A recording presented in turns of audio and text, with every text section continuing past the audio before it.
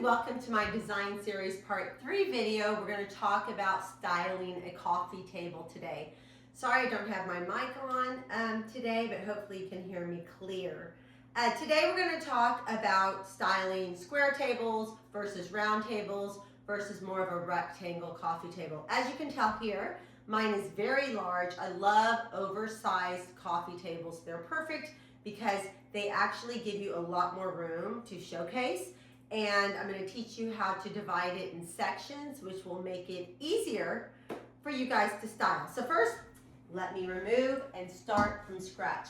As I mentioned before, I do like round coffee tables if you don't have a lot of space. And I will kind of go into detail of the difference in styling round versus rectangle versus square. So let's get started. I'm going to remove everything.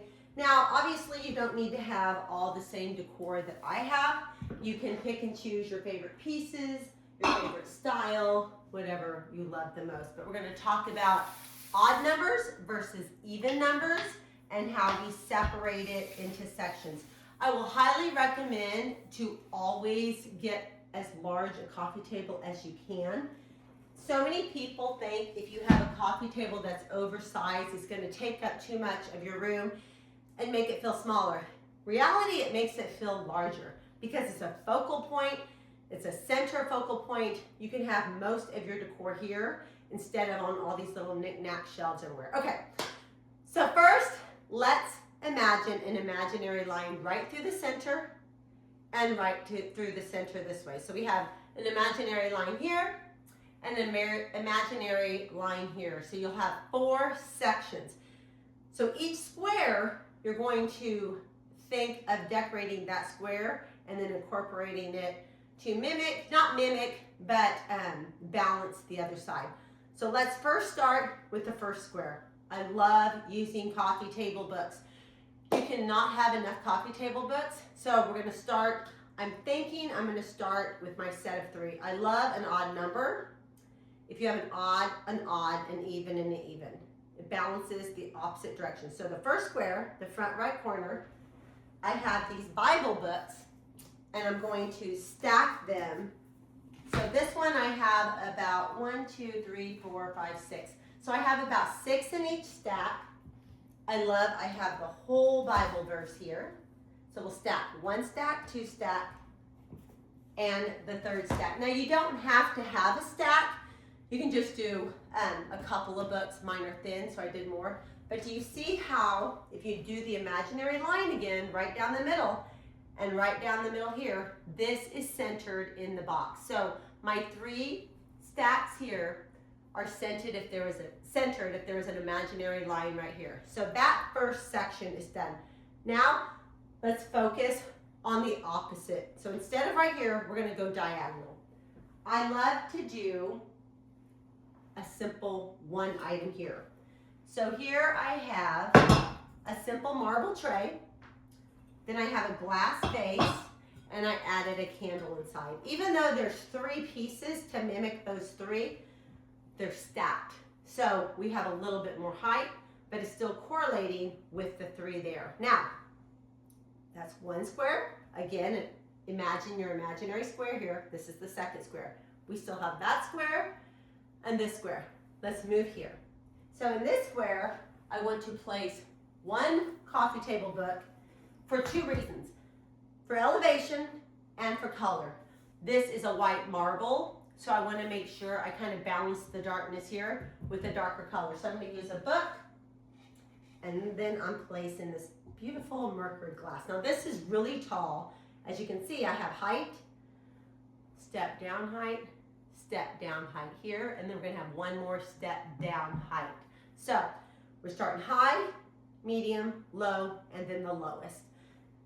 You can have a high and then something more equal to this, but I definitely like the look of your eye traveling. So it goes tallest, medium, small, smallest. Now we have the 1 square here, we have the 1 square here, and then we have a square here, and this is your last square. So in the last square, again, I'm going to do a set of 3, okay?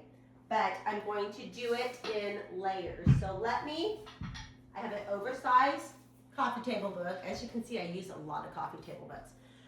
But instead of 3, we're gonna make it 1. I have 1 large coffee table book. The squares mimic each other on each side. The darkness mimics each other. And then, to create an odd number, you can do 2 options.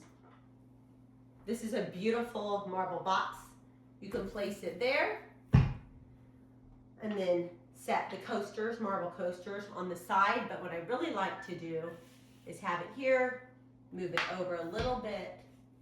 So here we have set of 3, set of 3. Even though it looks like 1, it's balanced in 1, so it's not competing with these books. So your eye doesn't feel crowded. And that's it. That is for a large square coffee table. So always, for a square table or rectangle table, divide it in half again. All right, we do not have a round table here. So I'm gonna have you imagine that it's round, and I'm gonna show you what I'd do different if it was round. If it was round, this would be way too much. It would overpower the coffee table. So if it was round, and you can have your imagination, what I would do different, let's move these. Okay. Now for a round table, I prefer, imagine the corners are gone. I would prefer to have 1 large piece here, okay?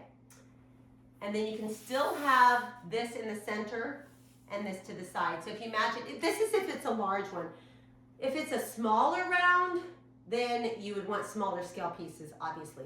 But again, you want the stair-step pattern. You want the high, medium, and low. And you wouldn't have to do this much. We could remove the coasters and just have this here, and that is enough. So for a smaller round table, this is beautiful. I like to do 3 instead of 4, so we had 4 groupings there. For round, you want to do 3. I hope this helped you. Now again, I love monochromatic design. You do not have to do a monochromatic neutral design. You can do it with colorful pieces. You can have a beautiful vase here with florals for spring. You could do a smaller scale candle here with some coffee table books. Have fun with it, play around with it, but I hope this helped in my design series part 3. Stay tuned for my design series part 4 coming soon, where I'm going to talk about furniture placement and furniture arrangement. Make sure you like and subscribe and hit that bell so that whenever I post another video, you'll be notified and know right when it's up. Thanks, guys.